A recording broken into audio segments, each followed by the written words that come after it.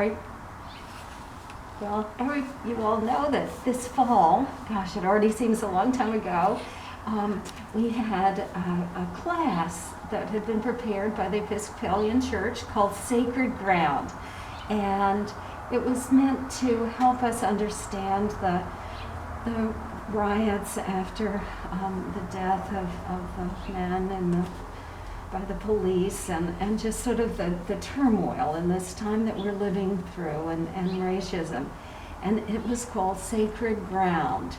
And I remember talking to Helmut about, did we really want to do this? And we figured, okay, we'll do the class once. And so we did, and we all got really, I think, very involved and found it really worthwhile. Every lesson had a little video, some reading to do, and then we talked. And there were about 16 of us, several people from other churches, and it was a really worthwhile experience.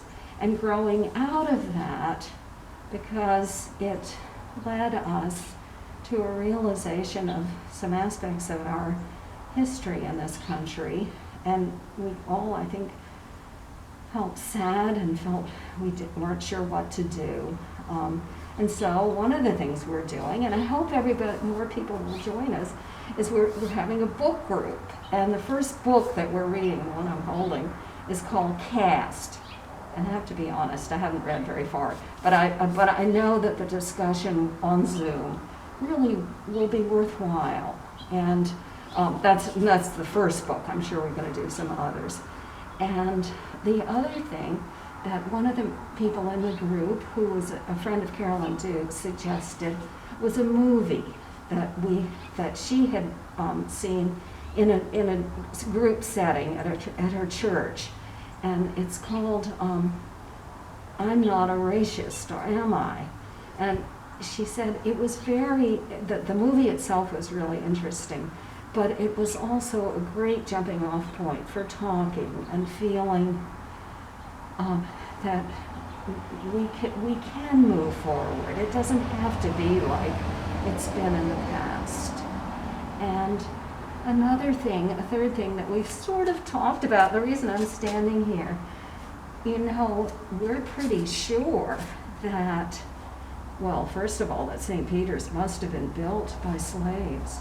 And probably the gallery where Brad and the choir make such wonderful music, probably that's where the slaves had to sit. And they didn't go in the big main door, they must have come up these stairs.